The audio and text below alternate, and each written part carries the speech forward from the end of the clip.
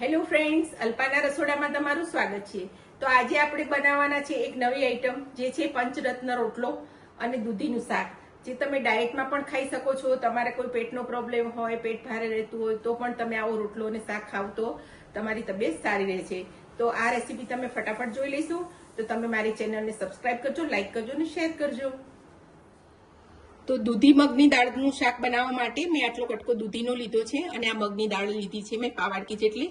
તમારે જો વધારે લેવી હોય તો પણ તમે લઈ શકો છો અને આને બહુ પલાળવાની જરૂર નથી રહેતી। મગની દાળ છે એ ઝડપથી પલળી જાય છે। એને આપણે દૂધી કટ કરીને તૈયારી કરીએ ત્યાં સુધી આપણે એને 2-3 પાણીથી ધોઈ અને લઈ લેવાની છે।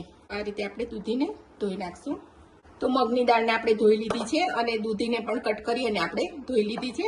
હવે વઘાર કરી દેશું। તો આપણે ગેસ ચાલુ કરી દીધો છે અને નાનું કુકર આપણે મૂકી દીધું છે। તો એમાં આપણે તેલ નાખશું। દૂધીના શાકમાં વધારે તેલની જરૂર નથી પડતી, તો આપણે બહુ તેલ નહીં નાખીએ। તો તેલ ગરમ થઈ ગયું છે, આપણે રાઈ નાખી દઈશું। રાઈ તતરી ગઈ છે તો આપણે થોડું જીરું નાખી દઈશું, પિંચ હિંગ નાખી દઈશું અને આપણે આ દૂધી એડ કરી દેવાનું છે। આની અંદર આપણે રેગ્યુલર મસાલા જ કરવાના છે। તો આ નાની ચમચી હળદરની નાખું છું, તીખાશ તમારે જોઈએ પ્રમાણે આ 1 ચમચી ભરીને લાલ મરચું નાખું છું અને આ ધાણા જીરું પાવડર અને આ 1 ચમચી મીઠું નાખીએ છીએ। તો આની અંદર દૂધીનું પાણી આવે છે એટલે આપણે બહુ પાણી નથી નાખવાનું, પણ આ મગની દાળ છે એને આપણે એડ કરી દઈશું। ચણાની દાળ નાખીએ તો આપણે આખી રાત પલાળીએ અથવા તો 7 થી 8 કલાક પલાળીએ તો જે દાળ એમાં ચડે છે, અને આ આપણે તરત જ કરવું હોય તો પણ આ શાક થઈ જાય છે અને ખૂબ સરસ લાગે છે ખાવામાં। તો આની અંદર હવે આપણે થોડું પાણી નાખી દઈશું। બહુ વધારે પાણી નહીં નાખવાનું, નહીંતર પછી લોચો થઈ જશે। અને હવે કુકરનું ઢાંકણું બંધ કરી અને 3 સીટી વગાડી દઈશું। તો પંચરત્ન રોટલો બનાવવા માટે પહેલા આપણે બધું મિક્સિંગ બાઉલમાં બધું અલગ 5 લોટ મિક્સ કરી લેશું। તો આ છે જુવારનો લોટ, બધું એક સરખું માપ લેવાનું છે। આપણે એક બાઉલ માપ રાખવાનું, તમારું વાડકી કે બાઉલ જે માપ લેવું હોય એ માપ લઈ અને એક સરખા બધા લોટ મિક્સ કરવાના છે। તો જુવારનો લોટ છે, આ રાગીનો લોટ છે। લોટ બધા અત્યારે તૈયાર પણ મળે છે અને મારે ઘંટી છે તો હું ઘંટીમાં પણ દળી લઉં છું। તો આ રાગીનો લોટ છે, એ પણ આપણે એક બાઉલ લીધો છે, એ આમાં નાખી દેશું। આ બાજરીનો લોટ છે, એ પણ આપણે એક બાઉલ લઈ લેવાના છે। તો આ એક બાઉલ પણ આપણે આમાં મિક્સ કરી લેશું। આ છે મકાઈનો લોટ, સફેદ મકાઈ આવે છે એનો લોટ છે, તો એ પણ આપણે એમાં લઈ લઈશું।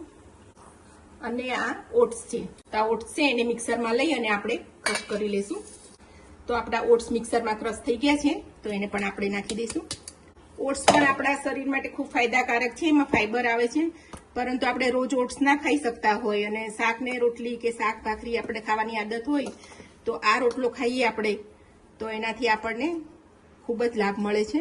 તો આ બધો લોટ આપણે મિક્સ કરી અને એક ડબ્બામાં, આવા મોટા ડબ્બામાં આપણે ભરી લઈશું।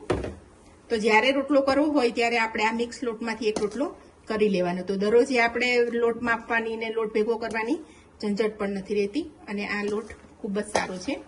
તો હવે આનો આપણે મિક્સ કરી ડબ્બો ભરી લઈશું અને પછી એનો રોટલો બનાવશું।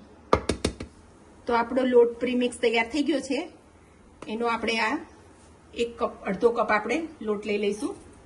એની અંદર ચપટી મીઠું નાખી દઈશું અને આની અંદર આપણે થોડુંક હુંફાળું પાણી લેવાનું છે। તો મેં આ થોડું પાણી હુંફાળું લઈ લીધું છે। તો એને બરોબર મસળીને આપણે લોટને તૈયાર કરવાનું છે। તો એક રોટલો કરવા માટે અડધો કપનો જે માપ આવે છે એ આપણે લોટ લઈએ તો આપણો એક રોટલો આસાનીથી બની જાય છે।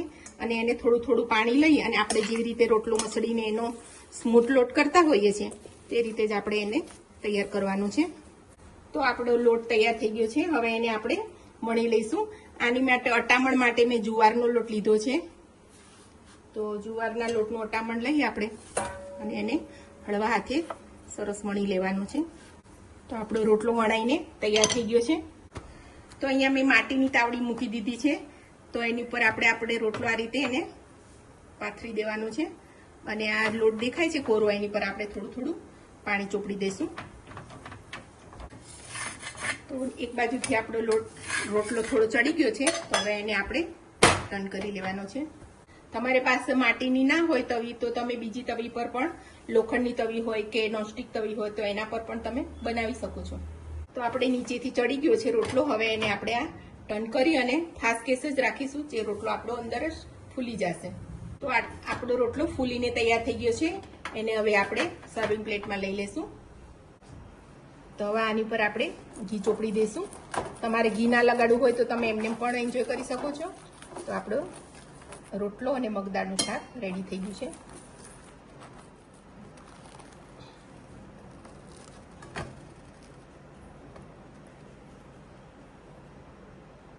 તો આ પંચરત્ન રોટલો અને દૂધી મગની દાળનું શાક તૈયાર થઈ ગયું છે. ખૂબ જ હેલ્ધી છે, પચવામાં પણ સહેલું છે. અને આ પંચરત્ન લોટ આપણે બનાવીને ઘરમાં રાખીએ તો સાંજે આપણે એની ઈડલી પણ બનાવી શકીએ છીએ, પેનકેક પણ બનાવી શકીએ છીએ, ચીલા પણ બનાવી શકીએ છીએ. તો દરેકમાં થોડો થોડો મિક્સ કરી અને આપણે એનો યુઝ કરી શકીએ છીએ. અને પંચરત્ન લોટ ખૂબ જ હેલ્ધી છે.